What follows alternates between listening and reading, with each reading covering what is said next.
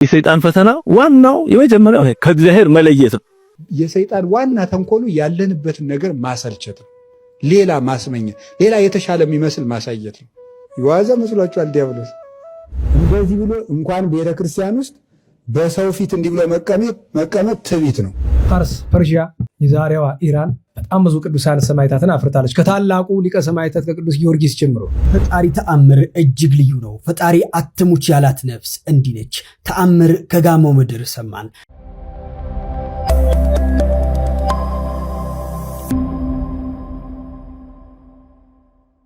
ሰላም የተወደዳችሁ የዩቲዩብ ቻናላችን ቤተሰቦች እንደምን ቆያችሁኝ? የምትገኙት የአብሲኒያ ዴሊ ዴይ ነው። ታዲያ በዛሬው ቆይታችን በጣም በርካታ አዳዲስ መረጃዎችንና ቪዲዮዎችን ሰብሰብ አድርጌ ይዤላችሁ መጥቻለሁ። በቆይታችሁ በጣም አዳዲስ ነገሮችን ታገኛላችሁ። በርካታ አዳዲስ መረጃዎችንም እንደዚሁ የምታገኙ ይሆናል ማለት ነው። እናንተ ብቻ ቆይታችሁ ከኛ ጋር ይሁን፣ እስከ መጨረሻው ድረስ ተከታተሉን። ታዲያ ከኛ ጋር ስትቆዩ ቻናላችንን ሰብስክራይብ በማድረግ ቤተሰብ መሆን እንዳይዘነጋ፣ እንደዚሁም ደግሞ ይህ ቪዲዮ በርካቶች ጋር እንዲዳረስልን ላይክ እና ሼር ማድረጋችሁን እንደዚሁ እንዳትረሱ። ቀጥታ ወደ ቪዲዮቻችን እንገባለን። በቪዲዮቻችን ላይ ያላችሁን ሐሳብና አስተያየትም እንደዚሁ ኮሜንት ላይ አስቀምጡልኝ። እኔም እንግዲህ በቪዲዮቹ ዙሪያ ያለኝን ሐሳብና አስተያየት በቀጥታ ወደ እናንተ አደርሳለሁ ማለት ነው። ቪዲዮቻችንን እንመልከት። በቀዳሚነት የምንመለከተው የአባታችን የአባ ገብረ ኪዳንን ትምህርት ነው። በጣም የሚያስደንቀኝ ሁልጊዜ አባ ገብረ ኪዳን ቀላል የሚመስሉ ብዙ ጊዜ በልማድ የምናደርጋቸው ነገሮች ህይወታችን ላይ ትልቅ ለውጥ እንደሚያመጡ የሚያሳይ ትምህርት ነው ብዙ ጊዜ የሚያስተምሩንና ብዙ ጊዜ ደግሞ እንደዚህ ህይወታችን ላይ ወይም ደግሞ በቀን ተቀን ህይወታችን ላይ በመናደርጋቸው ነገሮች ላይ የተመሰረተ ትምህርትና በጣም ህይወታችንን በአንድ ጊዜ ሊቀይር የሚችል ትምህርት ነው ያስተምሩና ያንን ነገር ለመተግበር እንግዲህ እንዲያበቃን የሁላችንም ጸሎትና ምኞት ነው። ነገር ግን ያው በዛ ሂደት ውስጥ ሆነን ግን የአባታችንን ትምህርት መስማታችንን እንቀጥላለን። እስኪ አንድ በጣም ያስገረመኝን የአባታችንን ትምህርት በቀዳሚነት እንመልከት። እንደዚህ ተብሎ አይተቀመጥ። እንደዚህ ብሎ እንኳን ቤተክርስቲያን ውስጥ በሰው ፊት እንዲህ ብሎ መቀመጥ ትዕቢት ነው። ቤተክርስቲያን ውስጥ እንደዚህ ተብሎ አይቀመጥም። እንደውም ላሳያችሁ። እንደዚህ ተብሎ አይተቀመጥም።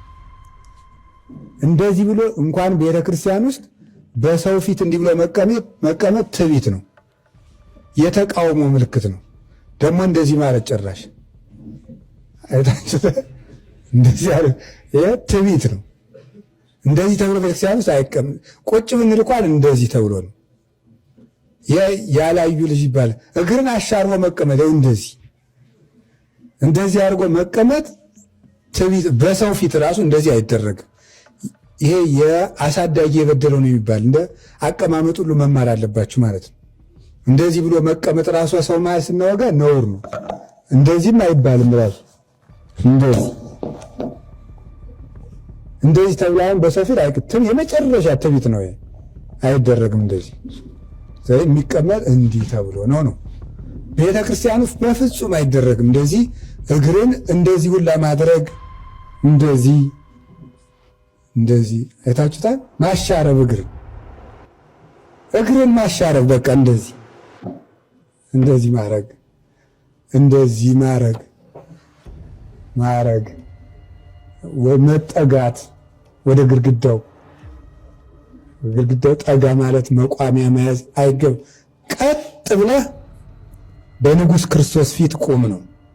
እንግዲህ ይህንን ብዙዎቻችን ምን ያክል አስተውለነዋል የሚለው እንግዲህ ያው መቼስ ጥያቄ ውስጥ የሚገባ ጉዳይ አይደለምና ብዙ ጊዜ በልማድ ወይም ደግሞ እንደዚሁ በምን ችግር አለው የምናደርጋቸው ነገሮች እንግዲህ ትክክል እንዳልሆኑ ነው የነገሩን። እንግዲህ መተግበር ደግሞ የኛ ፋንታ ነው ማለት ነው። እስኪ እንቀጥል። እዚህ ምድር ላይ በጣም የነቁ ሰዎች ማን እንደሆነ ታውቃላችሁ? እጅግ በጣም የነቁ በጣም ኮንሽስ የሆኑና ከሜትሪክሱ ራሳቸውን ነፃ የወጡ ሰዎች ማን እንደሆነ ታውቃላችሁ? መነኮሳት ናቸው። ይሄ እንግዲህ ኮንትሮቨርሻል ሊሆን ይችላል፣ ግን ለእኔ መነኮሳት ናቸውና እጅግ በጣም የነቁ ዓለም የገባቸው ከሜትሪክሱ ያመለጡ ከምንም አይነት ባርነት ራሳቸውን ነፃ የወጡ ሰዎች ናቸው መነኮሳት ማለት ነው። እና እኔ ራሱ እዚህ በከተማ ያለሁት ሶሻል ሚዲያ ላይ ያለሁት እነሱ ያወቁትን ነገር ስላላወቁ እነሱ ያገኙትን መጠራት ስላልተጠራው ነው። እና እጅግ በጣም መታደም መነኮሳት ነው። በትክክል ጂኒየስ እና ኮንሽስ ነው። ራሳቸውን ነፃ የወጡ ባሪያ ያልሆኑ ሰዎች ማናቸው ይባል ለእኔ መነኮሳት ናቸው። እንግዲህ ብዙ ጊዜ አንድ መነኩሴ ስንመለከት ወይም ደግሞ የመነኮሳትን ህይወት ስናነሳ የተጨቆኑ ወይም ደግሞ በጭቆና ህይወት ውስጥ የሚኖሩ አይነት ሰዎች አድርገን ነው የምንስለውና በተለይ ደግሞ እንደዚህ በዓለም ውስጥ የሚኖር በጣም ነፃነት አለኝ ብሎ የሚያስቡ ሰዎች መነኮሳትን ሲመለከቱ በጣም ያዝኑላቸዋል፣ እንደዚሁም ደግሞ ይጨነቁላቸዋል። ምክንያቱም በህግና በስርዓት ታንቀው ወይም ደግሞ ተጨቁነው ወይም በህግና በስርዓት ታጥረው የሚኖሩ ናቸውም ብለው እንግዲህ ያስባሉ። በእርግጥ በጣም በህግና በስርዓት የሚኖሩ ናቸው። ነገር ግን ምን አይነት ህግና ስርዓት ስንል እጅግ በጣም ነፃነት ያለው ወይም ደግሞ ነፃ ፍቃድ ያለው ህግና ስርዓት ወደው ፈቅደው ገብቷቸው እንደሚኖሩ እንዘነጋዋለንና እኛ በዓለም ውስጥ የምንኖር ሰዎች እንደው ግራ በጋባት ውስጥ እንዳለንና እኛ ደግሞ ነፃነት ያለን የሚመስል ነገር ግን በከፍተኛ ባርነት ውስጥ የምንኖር መሆናችንን ዘንግተን እኛ ነፃነት ያለን እነሱ ደግሞ እንግዲህ በጣም በህግና በስርዓት ታጥረው የተጨቆኑ ወይም የጭቆና ህይወት የሚኖሩ አድርገን እናስባለንና ያ ትክክል እንዳልሆነና የምርም ዓለም ምን አይነት ዓለም እንደሆነች ተረድተው ንቀዋት እንደው በመንፈሳዊው ዓለም ደግሞ እጅጉን ከፍ ወዳለ ደረጃ ደስተው ገብተው ወይም ደግሞ ደርሰው ያ የመንፈሳዊ ህይወትም በጣም ተረድተውትና ከእግዚአብሔር ጋር ያላቸውንም ግንኙነት እንግዲህ በዛው ልክ አጥብቀው የሚኖሩ ሰዎች መሆናቸውን እንግዲህ ልንገነዘብና ልንረዳ የሚገባን ቪዲዮ ነው። በጣም ስላስገረመኝ ነው አገላለጹና እንደዚሁም ደግሞ ቪዲዮን የተመለከተበት ወይም ደግሞ የመነኮሳትን ህይወት የተመለከተበት መነጽር እጅግ በጣም ስላስገረመኝ ነው። በዚህ ጉዳይ ላይ እስኪ እናንተ ምን ታስባላችሁ? ኮሜንት ላይ አስቀምጡልኝ። እኛ ግን እንቀጥል። የፋርስ ሰማዕታት ፋርስ፣ ፐርሺያ፣ የዛሬዋ ኢራን በጣም ብዙ ቅዱሳን ሰማዕታትን አፍርታለች። ከታላቁ ሊቀ ሰማዕታት ከቅዱስ ጊዮርጊስ ጀምሮ ከነ ቅዱስ ያዕቆብ ዘግሙድ ከነ ቅዱስ መርምህናም ጀምሮ ብዙ ሰማዕታትን አፍርታለች። ፍልሰታቸው የዚያን ቀን በአባ ማሩናች በ23 ተገናኝተን ነበረ። ሰማዕቱ ቅዱስ አውሳቢዮስ፣ ቅዱስ አውስግኒዮስ፣ ቅዱስ ፖሊካርፐስ፣ ቅዱስ ሄሬኒዮስ፣ ቅዱስ ጊዮርጊስ ሊቀ ሰማዕታት እነዚህ ሁሉ ዓመታዊ በዓላቸው ነው ብለን አስበናል። በ24 የካቲት 24 ታላቁ ጻድቅ ኤጲስቆጶስ አጋቢጦስ ነበረ። ዳዊት የተናገረውን ይዘን ሁልጊዜ በየዓመቱ እንዘክር የለ። ቅዱስ ዳዊት ምን አለ በመዝሙር 101? እስመ ሐመደ ከመ እክል ቀማይኩ፣ አመዱን እንደ እህል ምን አልኩት ቃምኩት በላሁት፣ ወስቴኒ ምስለ አንብየ ሰተይኩ፣ መጠጤንም ከምን ጋር ጠጣው ከእንብየ ጋር ከእንባዬ ጋር ጠጣው። ገጸ መቅሰፍተ መዓት ካለ እሱ ለትሩፍ ነው የሚጠቀስ። ይሄ ቅዱስ ሰው ለየት ያለ ገድል አለው አይደለም? አባቶቻችን ገድሉ 3 ነው ብለዋል። ዋናው ገድሉ 1 እንቅልፍን ይታገል ነበር። የመነኩሴ ጠላቱ ምንድነው ዋሉ ገዳመ አስቄጥስ ላይ መልሱ ምንድነው? ሆዱና እንቅልፉ። እንዴት ዋላችሁ? በረሃ ላለው መነኩሴ ነው የምናወራው። ከተማ ላለው ጠላትም የለም። ጠላቱ ማን ነው? ራሱ። ከተማ ለሚኖር መነኩሴ ሌላ ጠላት የለውም። ጠላቱ ማን ነው? ራሱ። ራሱ ለራሱ ጠላት ነው። ገዳም ላለ መነኩሴ ግን ጠላቱ ምንድነው? ሆዱና። እንዴት ዋላችሁ? እኔ አንዳንድ ጊዜ ለምሳሌ ዜና አበው ላይ እንደዚህ የሚል ታሪክ አለ። አንድ አባት ከብዙ ዓመታት ጽኑ ገድል በኋላ ትምክህት መጣባቸው። በገድሌን የሚበልጠኝ ማን አለ አሉ። የእግዚአብሔር መልአክ መጣና ትዕቢት ጥሩ አይደለም፣ አንተን የሚበልጥ ላሳይ ትፈልጋለህ አለው። ከገዳምማ ባሳይ ተስፋ ትቆርጣለህ። ሂድና ከተማ ጎመን ሻጭ አለ ለገበያ ላይ ሂድና እሱ ይበልጣል ብሎ አለችው። እኔን ጎመን ሻጭ ሸቃጭ ነጋዴ ይበልጠኛል፣ እንግዲህ ሂድና አይ ሆነ አለችው። ወረዱ፣ አገኙት፣ ጎመን እየሸጠ አገኙት። ከዛ ጎመኑን ሽጦ ሲጨርስ ሰላምታ ሰጡትና ማረፊያ ይኖርሃል እንግዳ ታሳድረኛል አሉት። እሺ አባቴ ኑ እንሂድ እንደር አላቸው። እቤት ከገቡ በኋላ ምግብ ሲያቀርብላቸው አይ ከምግቡ በፊት እስኪ ልጠይቅህ፣ ምንድነው መልካም ስራ እግዚአብሔር የወደደልህ አሉት። ኧረ እኔ መልካም ስራ የለኝም፣ ምንም ነገር የለኝም አለ። እባክህ እግዚአብሔር ልኮኝ ነው በግድ ንገረኝ ብለዋል። እንዴት ዋላችሁ? በግድ መናገር አለብህ። እግዚአብሔር ልኮኛል ንገረኝ አሉት። አሰባሰበና አንዲት ነገር አለችኝ፣ አሁን ጎመን ነው የምሸጥ እና ጎመኔን ስሸጥ ውልና 2 ዳቦ ገዛለሁ። ቃሪውን ገንዘብ እንግዳ ካለ ለእንግዳው፣ እንግዳ ከሌለ ለድሆች አከፋፍላለሁ እንጂ ከቤቴ ከ2 ዳቦ በቀር የሚያድር የለም ይሆናል። ምን ቢል ጥሩ ነው? ሌላ ነገረኝ፣ በዚህ አትበልጠኝም፣ በዚህ ልትበልጠኝ አትችልም፣ ሌላ ነገረኛ። ኧረ ሌላ የለኝም አለችው። ዝም ብለህ ንገረኛል። አንዱን ነገር አመጣላቸው። ሁል ጊዜ ጠዋት ስነሳ አለቅሳለሁ። የከተማውን ሰዎች በሙሉ ያቸውና ጌታዬ ሆይ ይሄ ሁሉ ሰው ወደ ገነት ይሄዳል፣ እኔ ግን ወደ ገሃነመ እሳት መሄድ ነው ብዬ አልቅሼ እወጣለሁ። ማታ ስገባ እንደገና አሁንም የከተማውን ሰው አየዋለሁ። ጌታዬ ይሄ ሁሉ ሰው ወደ ገነት ሊሄድ ነው፣ እኔ ወደ ገሃነመ እሳት እያልቅሼ ገብቼ አድራለሁ። በቃ በዚህ ትበልጠኛለህ። እንግዲህ በኢራን ሀገር ውስጥ በርካታ ቅዱሳን እንደፈሩ ሰምታችኋል ወይም ደግሞ ተመልክተናል በቪዲዮ። ነገር ግን ሰማዕቱ ቅዱስ ጊዮርጊስ የኢራን ተወላጅ ወይም ደግሞ በዛ ሀገር ውስጥ የዛ ሀገር ሰው እንደሆነ ምን ያሎቻችን እናውቃለን የሚለውን እንግዲህ በጣም አስገርሞኛል ይህ ቪዲዮ። እንግዲህ በርካታ ቅዱሳንን በዘመኑ ያፈራች በርካታ ሰማዕታትን እንደዚሁ ያፈራች ሀገር እንደሆነች ኢራን ዛሬ ላይ እንግዲህ በርካታ ሀገራት ወረዋት ጦርነት የከፈቱባት ኢራን እነኚህን ቅዱሳን ያፈራች ሀገር የኦርቶዶክስ ሀገር እንደነበረች እንግዲህ ታሪክ ያሳያል ወይም ደግሞ ቪዲዮ ላይ ተመልክተናልና እንደው ስለ ኢራን ካነሳን አልቀረ የመካከለኛው ዓለም ጦርነት እንግዲህ አሁንም ቢሆን ጦርነቱ አለ። ምናልባት ከመጀመሪያው ሰሞን ተቀዛግዞ ሊሆን ይችላል እንጂ አሁንም ድረስ ለዓለም ከፍተኛ የሆነ ስጋት እንደሆነ እንደዚሁ እየተነገረ ይገኛል። በፊት የነበረው ስጋት ምንድነው? ለሶስተኛው ዓለም ጦርነት መግቢያ በር ላይ ወይም ደግሞ ደጃፍ ላይ እንገኛለን የሚሉ ስጋቶች ነበሩ። ምናልባት ዓለም ልትጠፋ ትችላለች፣ እነኚህ ሀገራቶች በሚጠቀሟቸው መሳሪያዎች ምክንያት በተለይም ደግሞ ኒውክሌርን ከተጠቀሙ ዓለም ወደ መጥፋቷ ትደርሳለች የሚሉ መረጃዎች እንደዚሁ ዓለምን አስግቷት ነበረ። ዛሬ ላይ ግን ይህ ጦርነት የሚያመጣቸው የኢኮኖሚ፣ የፖለቲካ እንደዚሁም ደግሞ ሌሎች ጉዳዮች የጂኦ ፖለቲክሱን በአጠቃላይ የሚያመጣቸው ተጽዕኖዎች ዓለምን እያሰገ ይገኛል። በተለይ ከሁሉ ደግሞ ኢኮኖሚካሊ እንግዲህ በርካታ ሀገራት በዚህ ሰዓት ላይ እየተጨነቁ ይገኛሉ።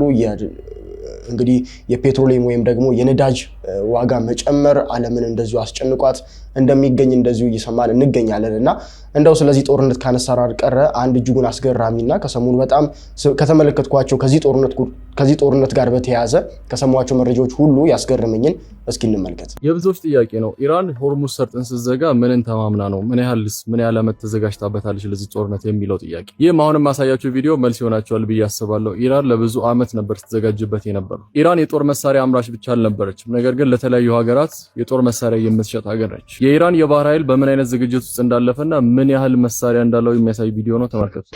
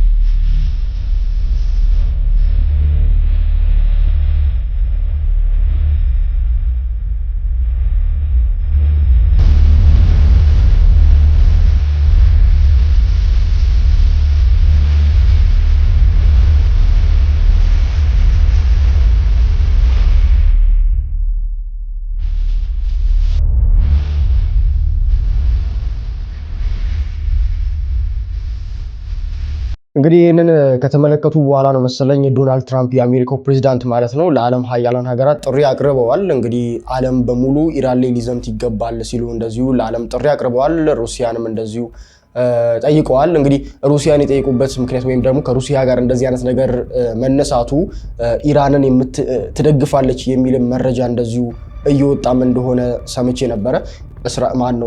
ሩሲያ ኢራንን እየደገፈቻት ነው የሚለው መረጃ እንግዲህ እጅጉን በርካቶችን ሲያስገርም ነበረ። ዶናልድ ትራምፕም ይህንን ነገር እንደሚያምኑበትም ሲናገሩ ነበረ። በአጠቃላይ ግን በደፈናው ኢራንን ለመውረር ዓለም በዚህ ሰዓት ላይ በአንድ ሊቆም ይገባል ሲሉ ዶናልድ ትራምፕ መናገራቸው እጅጉን በጣም አስገራሚ ክስተት ነበረ።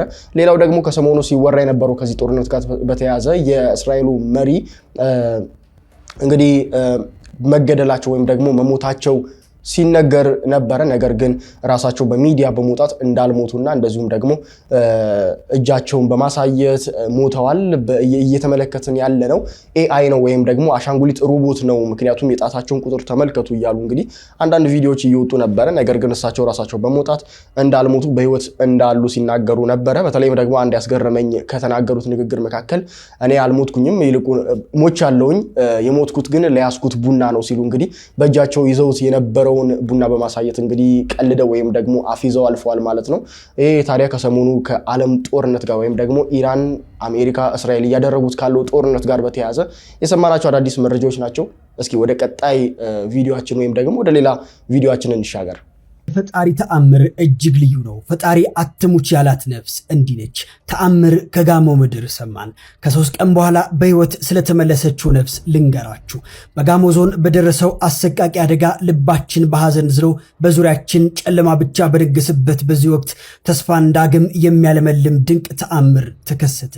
ለ3 ቀናት ያህል ከባድ አፈር ክምር ተጭኖት በጨለማና በጠበበ ቀዳዳ ውስጥ ሆኖ ህይወትን የታገለ ወንድማችን ዛሬ በፈጣሪ እርዳታና በሰው ልጆች ጥረት ከአፈር በታች በህይወት ተገኝቷል።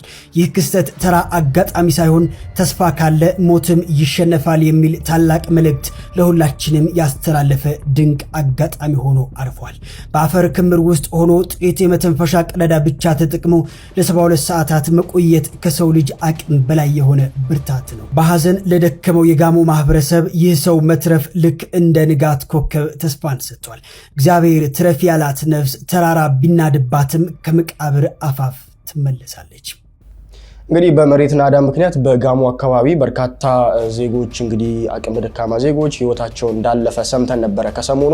እጅጉን የሚያሳዝንና የበርካቶችን ልብ የሰበረ ጉዳይ ነው። እንደ ሀገርም የ3 ቀን ብሔራዊ የሐዘን ቀን ታውጆ ነበረ። እሱንም እንግዲህ ተመልክታችሁታል ብዬ አስባለሁ። የዚህ ወጣት ጉዳይ ግን በርካቶችን ሲያነጋግር ነበረ።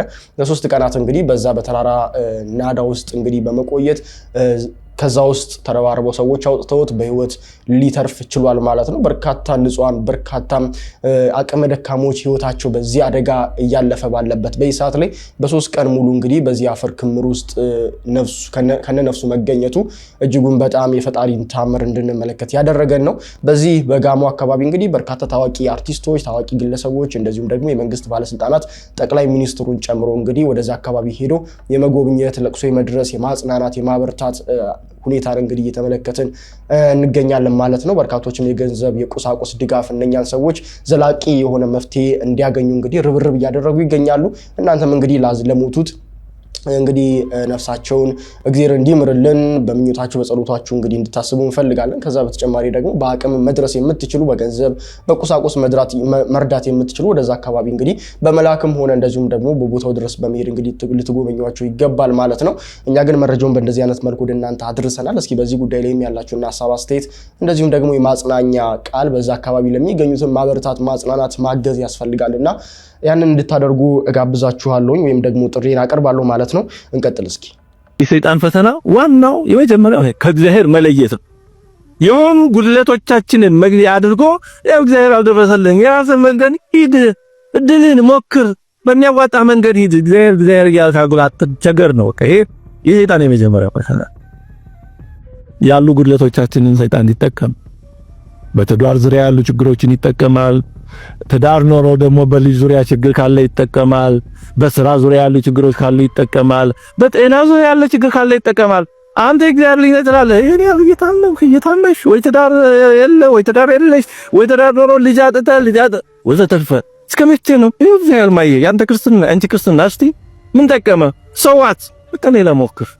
ወይ ወደ ፓስተር ሂድ፣ ወይ ወደ ጠንቋይ ሂድ፣ ወይ ወደ ምናምን ሂድ። ወይ በቃ ተዋትከም ጾም ጸሎት ምኑን ጠቀመ? ያንተ ስግደት፣ ያንተ አምልኮ፣ ያንተ ቅዳሴ ይታለው ብሎ ሰይጣን በዋናነት መጀመሪያ ለፈተነ ይፈልገው በዚህ ነገር። ይሄ ማለት ከእግዚአብሔር ጋር ያለንን ግንኙነት ለቆሳዊ ነገር ካላዋል ነው እግዚአብሔር በዚህ ዓለም በምንፈልገው ልክ ካላደረገ በቃ አባትነቱ ምንድነው ጥቅሙ እንድንል ማለት ነው። የሰይጣን ዋና ተንኮሉ ያለንበትን ነገር ማሰልቸት፣ ሌላ ማስመኘት፣ ሌላ የተሻለ የሚመስል ማሳየት ነው።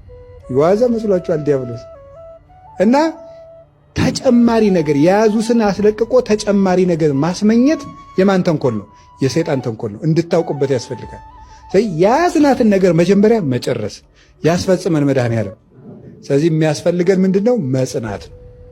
ያለንበት ቦታ ላይ መጽናት ያስፈልገናል። ስለዚህ የያዝነው ነገር ካንጎላቸንበት ይገለናል።